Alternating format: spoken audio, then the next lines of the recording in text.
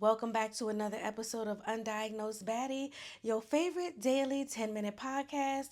Y'all, and before we get into today's topic, I do want to talk about a few other things. We're going to go back old school a little bit. I got a couple of things to talk about today.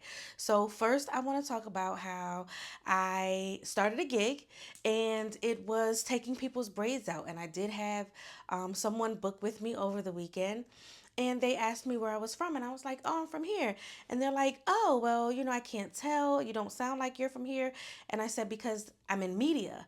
And so she's like, "Well, what does that have to do with anything?" I said, "Well, you have to be able to articulate and sound a particular way." And so she was like, "Well, don't let that take away from who you are, baby. It's not.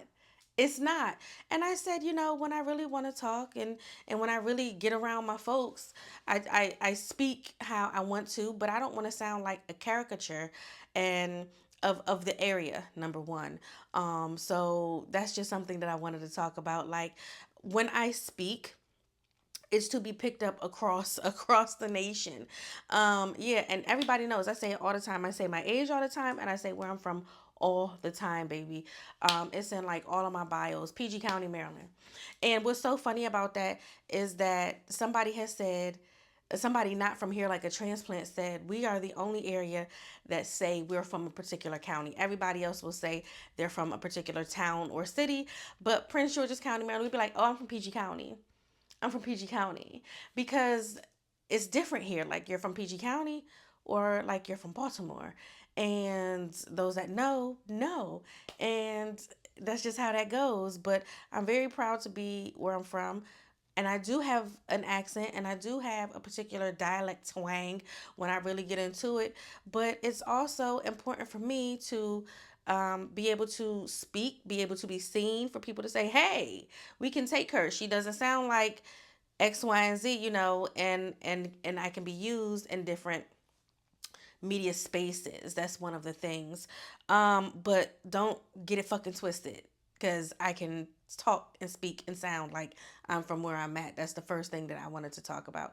The second thing, be fucking considerate of your fucking germs. This is the second time this year. Now, this time I'm for sure knowing where these germs are coming from. This is the second time this year I have had to record while I am under the weather. I am not fit late. I laid in the bed. I took off my lashes. I was like, I'm not feeling nothing. I didn't want nothing on my body. I'm hot. I'm cold. I'm hungry. I'm not hungry. I just want to juice. I want to eat. Like, my body is going through the motions. But I will say, shout out to all the zinc. The zinc is taking care of me right now. And actually, before I go back to bed, I'm going to take some more zinc to make sure that I'm waking up and it's doing what it's supposed to be doing in my system. Now, when you know your kids are sick, keep your kids the fuck at home. That goes throughout the school year. That goes throughout camp. That goes on like, I know you really can't do it on vacation, but god damn, y'all. And what bothers me is that if you want me to watch your kid, don't send your fucking kid to me sick, and especially not if you telling me they sick. That's some selfish shit. And the fact that, I know what sick looks like, and you're trying to gaslight me into saying that my kid is not sick. And I'm like, I've had a kid. Like, it would probably be different if I didn't have a kid. Probably be different if I didn't know what you were talking about, but I absolutely know what you're talking about. But stop being fucking selfish. If you're sick, stay home. If your kid's sick, stay home. There's some things that you're going to have to miss out on. And unfortunately, because of this situation, I will no longer be watching people's kids. Okay, now that we got that out of the way, we can get into today's topic. Today's topic, of course, is brought to you by Threads. And it says, "Girls only. What's the brokest thing a man has done in front of you?" And baby, I have been wanting to talk the fuck about this now. Not too long ago, I had a homegirl that tried to hook me up with this guy, right?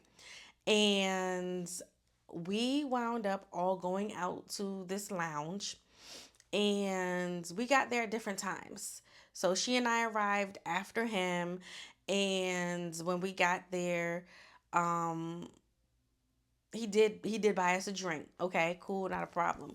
So once he got us our drinks, he said, "Follow me."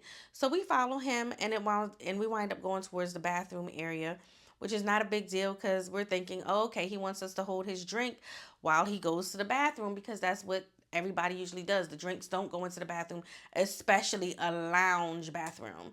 And so what winds up happening is that there's a table outside the bathroom, like, because there's a mirror for you to check yourself. There's a table for you to like put your purse or your drink on to check yourself, because the table sits outside in between the men's and women's bathroom. The mirror is in between the men's and women's bathroom. And so it's like right or left for the men's or women's bathroom. Okay, whatever. So when either party comes out, they could check themselves out, go back to the party part of the lounge. Now he puts his drink down, and we're just standing there like, oh, okay.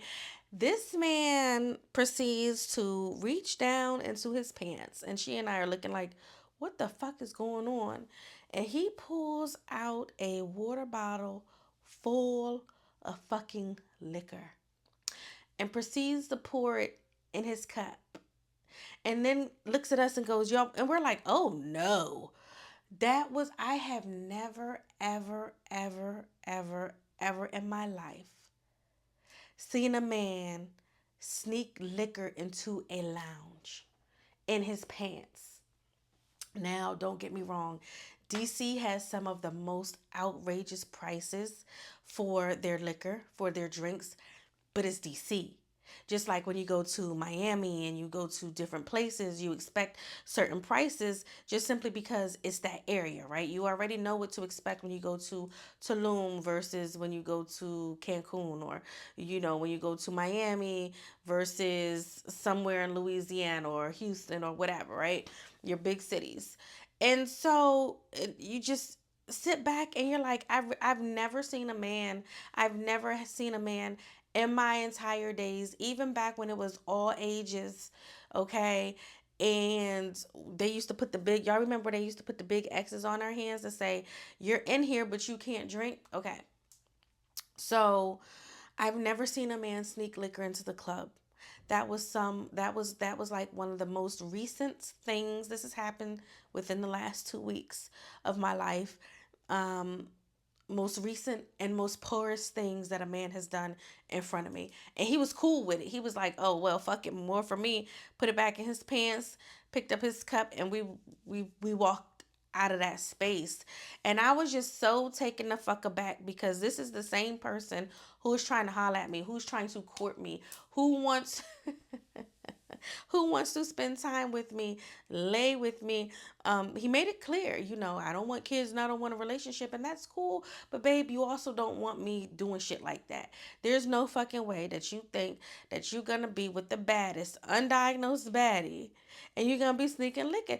Listen, there's a lot of things that I could get with. Like, a gentleman can buy something off Groupon. I would never know. I would never know.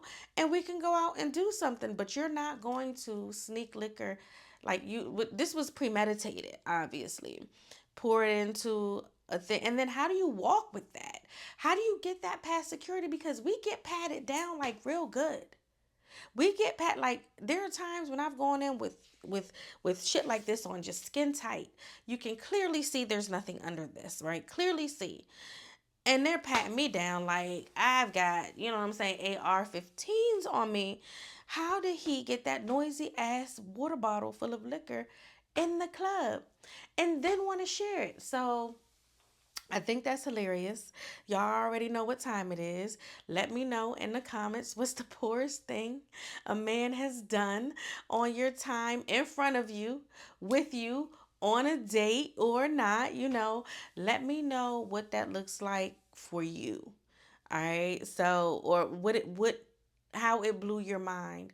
Did you continue to talk to him? And I don't talk to this guy. Like, I was like, no, this is not it. This is not the type of life that I live. I don't have to deal with stuff like that. I think that because I will extract myself from a situation, people, I think, dislike that about me, because I don't want to deal with it and I don't have to. So I have a safe space and that's my home. And I have a safe space and that's my car. And I have a safe space and that's for me to walk the fuck away. And people don't necessarily like that because I maintain those boundaries. But yeah, yo, you can't be doing poor shit like that around me. That's crazy.